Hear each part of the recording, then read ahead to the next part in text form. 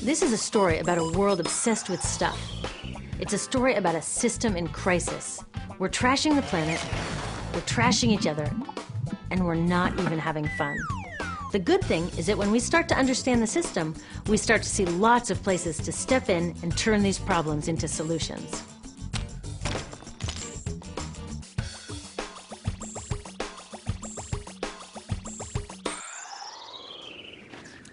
The other day, I couldn't find my computer charger. My computer is my lifeline to my work, my friends, my music. So I looked everywhere, even in that drawer where this lives. I know you have one too, a tangle of old chargers, the sad remains of electronics past. How did I end up with so many of these things? It's not like I'm always after the latest gadget. My old devices broke or became so obsolete I couldn't use them anymore. And not one of these old chargers fits my computer. Ugh! This isn't just bad luck. It's bad design. I call it design for the dump. Design for the dump sounds crazy, right? But when you're trying to sell lots of stuff, it makes perfect sense. It's a key strategy of the companies that make our electronics. In fact, it's a key part of our whole unsustainable materials economy. Design for the dump means making stuff to be thrown away quickly. Today's electronics are hard to upgrade, easy to break, and impractical to repair. My DVD player broke and I took it to a shop to get fixed. The repair guy wanted $50 just to look at it. A new one at Target cost $39. In the 1960s, Gordon Moore, the giant brain and semiconductor pioneer, predicted that electronics designers could double processor speed every 18 months. So far, he's been right. This is called Moore's Law. But somehow, the bosses of these genius designers got it all twisted up. They seem to think that Moore's Law means every 18 months we have to throw out our old electronics and buy more. Problem is, the 18 months that we use these things are just a blip in their entire life cycle. And that's where these dump designers aren't just causing a pain in our wallets, they're causing a global toxic emergency. You see, electronics start where most stuff starts, in mines and factories. Many of our gadgets are made from 1,000 different materials, shipped from around the world to assembly plants. There, workers turn them into products using loads of toxic chemicals like PVC, mercury, solvents, and flame retardants. Today, this usually happens in far-off places that are hard to monitor, but it used to happen near my home in Silicon Valley, which, thanks to the electronics industry, is one of the most poisoned communities in the US.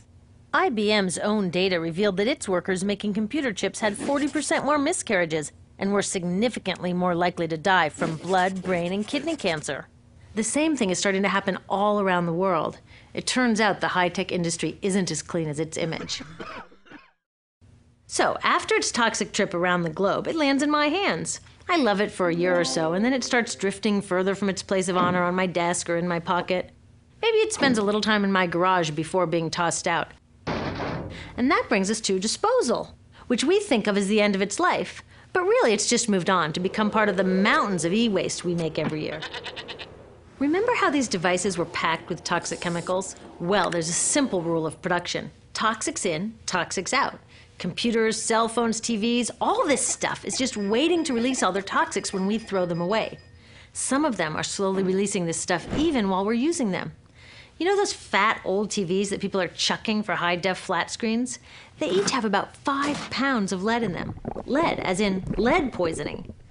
So, almost all of this e-waste either goes from my garage to a landfill, or it gets shipped overseas to the garage workshop of some guy in Guiyu, China, whose job it is to recycle it. I've visited a bunch of these so-called recycling operations.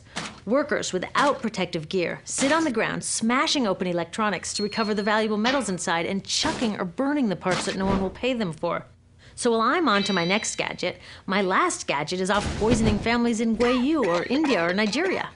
Each year, we make 25 million tons of e-waste, which gets dumped, burned, or recycled. And most recycling is anything but green.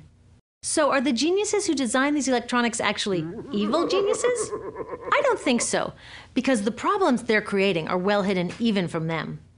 You see, the companies they work for keep these human and environmental costs out of sight and off their accounting books. It's all about externalizing the true costs of production. Instead of companies paying to make their facilities safe, the workers pay with their health. Instead of them paying to redesign using fewer toxics, villagers pay by losing their clean drinking water. Externalizing costs allow companies to keep designing for the dump. They get the profits and everyone else pays. When we go along with it, it's like we're looking at this toxic mess and saying to companies, you made it, but we'll deal with it. I've got a better idea. How about you made it, you deal with it? Doesn't that make more sense? Imagine that instead of all this toxic e-waste piling up in our garages or in the streets of Guayu, we sent it to the garages of the CEOs who made it. You can bet that they'd be on the phone to their designers pretty fast demanding they stop designing for the dump.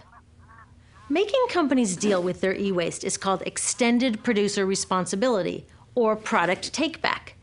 If all these old gadgets were their problem, it would be cheaper for them to just design them longer lasting, less toxic, and more recyclable in the first place. They could even make them modular so that when one part broke, they could just send us a new piece instead of taking back the whole broken mess. Already, take-back laws are popping up all over Europe and Asia. In the US, many cities and states are passing similar laws. These laws need to be protected and strengthened. It's time to get these brainiacs on our side. With take-back laws and citizen action to demand greener products, we can start a race to the top, where designers compete to make long-lasting, toxic-free products. So let's have a green Moore's Law. How about the use of toxic chemicals will be cut in half every 18 months? The number of workers poisoned will decline at an even faster rate. We need to give these designers a challenge they can rise to and do what they do best: innovate. Already, some of them are realizing they're too smart to be dump designers and are figuring out how to make computers without PVC or toxic flame retardants.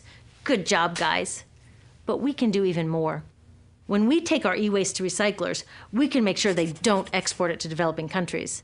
And when we do need to buy new gadgets, we can choose greener products. But the truth is, we are never going to just shop our way out of this problem, because the choices available to us at the store are limited by the choices of designers and policymakers outside of the store. That's why we need to join with others to demand stronger laws on toxic chemicals and on banning e-waste exports. There are billions of people out there who want access to the incredible web of information and entertainment that electronics offer. But it's the access they want, not all the toxic garbage. So let's get our brains working on sending that old design for the dump mentality to the dump where it belongs, and instead building an electronics industry and a global society that's designed to last.